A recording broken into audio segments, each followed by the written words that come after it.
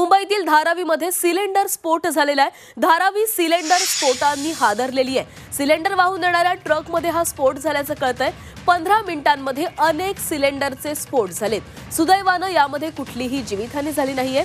PNG कॉलनीच्या धारावी निसर्ग उद्यानाजवळील ही घटना घडलेली आहे। सिलेंडर स्फोटांच्या आवाजानं आजूबाजूचा परिसर हा दणाणून गेलाय। मुंबईतील धारावीमध्ये हा सिलेंडरचा स्फोट झालेला आहे। सिलेंडर वाहून नेणाऱ्या ट्रकमध्ये हा स्फोट झाला। 15 मिनिटांमध्ये अनेक सिलेंडरचा स्फोट झाल्याचं कळतंय आणि आवाजानं संपूर्ण परिसर हा दणाणून निघालेला होता। आपण या स्फोटाची तीव्रता पाहू शकतोय। सर्वत्र धुराचे लोट पसरलेले आहेत, तसंच मोठमोठे आवाज देखील ऐकू येत आहेत। जवळपास 15 मिनिटांमध्ये या ट्रकमधील अनेक सिलेंडरचा स्फोट झालेला आहे आणि या स्फोटाच्या आवाजानं आजूबाजूचा संपूर्ण परिसर हा दणाणून गेला।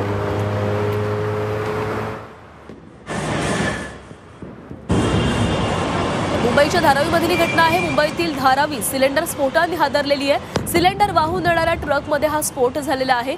15 मिनिटांमध्ये ट्रकमधील अनेक सिलेंडरचा स्फोट झालाय। सुदैवाने यामध्ये कुठलीही जीवितहानी झाली नाहीये। पीएनजी कॉलनीच्या धारावी निसर्ग उद्यानाजवळ ही घटना घडलेली आहे।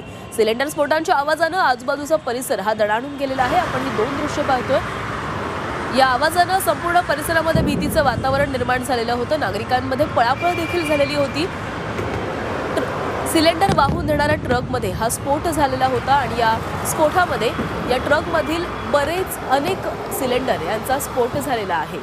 या संदर्भात अधिकची माहिती घेऊयात। आमचे प्रतिनिधी सीमा आढे आपल्यासोबत आहेत। सीमा, धारावी सिलेंडरच्या स्फोटाने हादरलेली आहे, काय अधिकची माहिती आहे? नक्कीच आपण बघितलं तर काल अत्यंत मोठी दुर्घटना जी आहे ती धारावी परिसरामध्ये घडली।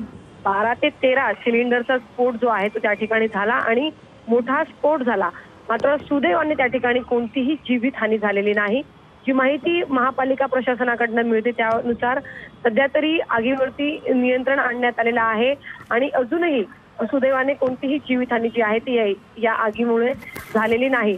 ज्यावेळी ही घटना घडली त्यावेळी त्या ठिकाणी कोणीही उपस्थित नव्हतं आणि शुकशुकाट त्या ठिकाणी असल्यामुळे त्या ठिकाणी नागरिक उपस्थित नव्हते आणि ज्यावेळी स्फोट झाला तिथे राहणाऱ्या नागरिकांमध्ये या स्फोटामुळे भीतीचं वातावरण जे आहे ते निर्माण झालेलं आहे।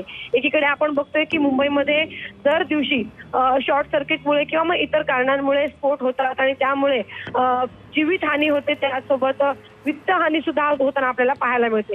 मात्र एकाच वेळी 12 ते 13 सिलेंडर एकाच वेळी स्फोट झाल्यामुळे त्या ठिकाणी राहणाऱ्या धारावीकरांमध्ये अजूनही आपल्याला भीतीचं वातावरण बघायला मिळत आहे। जी प्रतिक्रिया त्या ठिकाणी स्थानिक नागरिकांकडून आपल्याला मिळते त्यानुसार त्यांच्यामध्ये अजूनही म्हणजे तो स्फोट कसा झाला, त्या ठिकाणी कोण कोण उपस्थित होतं या सगळ्या संदर्भात माहिती दिली जाते। मात्र महापालिका प्रशासनाकडून तर हे स्फोट भीषण होते। जवळपास अनेक सिलेंडरचा यामध्ये स्फोट झालेला आहे। सुदैवाने जीवितहानी टळलेली आहे। धन्यवाद तुम्ही दिलेल्या माहितीसाठी।